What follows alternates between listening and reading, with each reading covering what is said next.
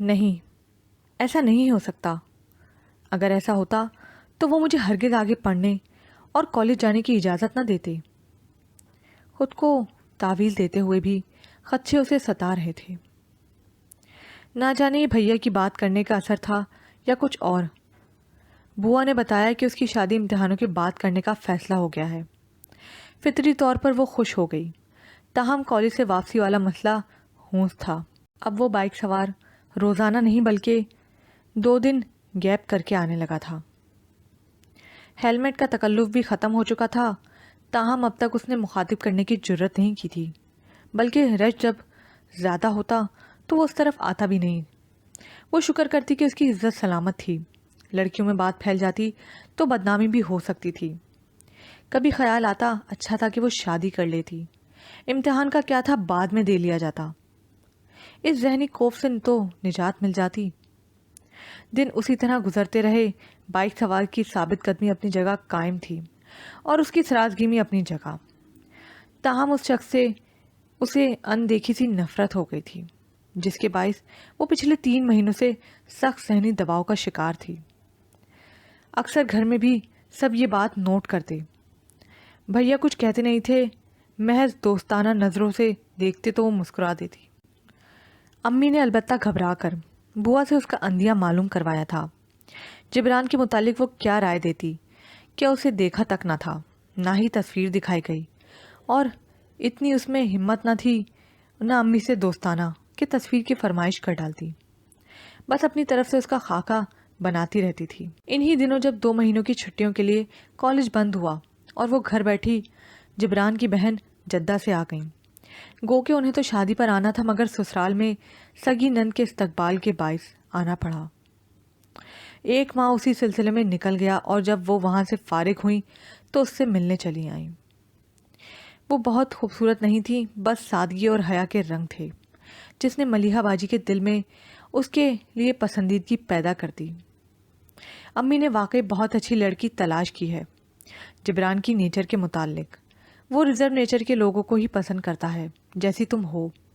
امی تمہاری بہت تعریف کرتی ہیں، ملیحہ ہنستے ہوئے سے بتا رہی تھی، اور چونکہ کمرے میں کوئی اور نہیں تھا سو وہ سننے اور ساتھ بیٹھنے پر مجبور تھی۔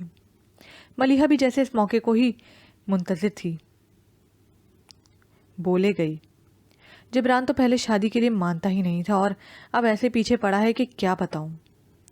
میں آئی ہوں تو کہتا ہے کم از کم نکاح ہی کروا جاؤ تاکہ تم سے مل تو سکے۔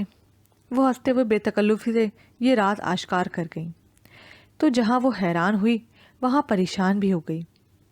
حیرت اس بات کی تھی کہ بنا تصویر دیکھے بغیر اس سے ملے وہ اس قدر بےتاب کیوں ہو رہا تھا، اور پریشانی اس بات کی کہ اگر اس نے واقعی ملنے کی فرمائش کر ڈالی تو کیا ہوگا۔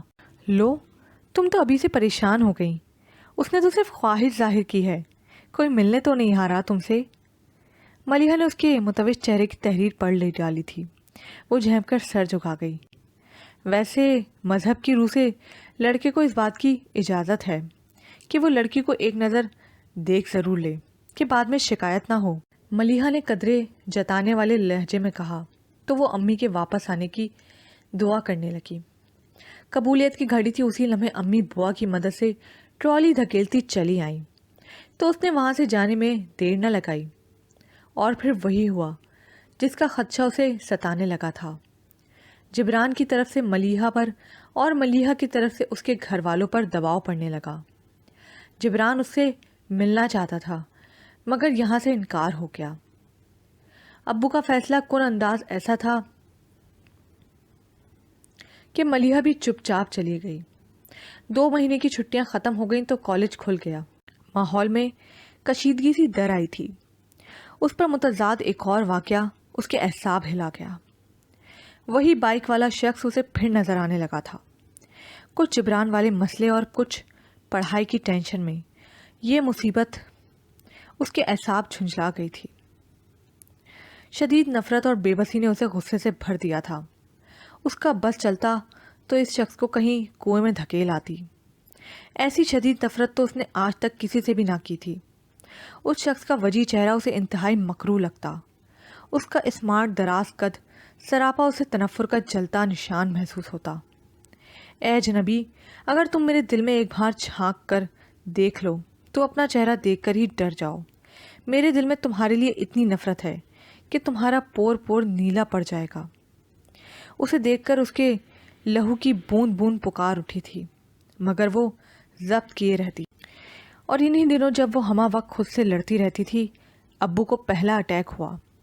بی پی تو ان کا شروع سے ہی ہائی رہتا تھا، مگر نوبت یہاں تک آ جائے گی اندازہ نہ تھا۔ گو کہ اٹیک معمولی تھا، مگر یہ دھچکا ان کے لیے غیر معمولی نوعیت کا حامل تھا۔ فطری طور پر وہ سب بے حد خوفزدہ ہو گئے۔ ایسے میں جبران کے گھر والوں نے ان کا بے حد ساتھ دیا، حتیٰ کہ جب ابو اسپتال سے واپس گھر بھی آئے تو بھی ان کی آمد و رفت جاری رہی۔ اس دن بھی وہ ابو کا پرہیزی کھانا تیار کر کے فارغ ہی ہوئی تھی کہ بوا ہاپتی کاپتی چلی آئیں۔ ارے بیٹا، جلدی سے چائے کا پانی چولہے پر رکھو، داماد میاں آئے ہیں۔ بوا کی خوشی دیدنی تھی، وہ متعجب سی رہ گئی۔ کیا مطلب؟ کون آیا ہے؟ وہ واقعی سمجھ نہ سکی تھی۔ بوا اس کی ناسمجھی پر ہنس پڑی۔ ارے جبران میاں آئے ہیں، ہمارے ہونے والے داماد۔ بوا نے اسے چھیڑنے والی نظروں سے دیکھا تو وہ جھینپ سی گئی۔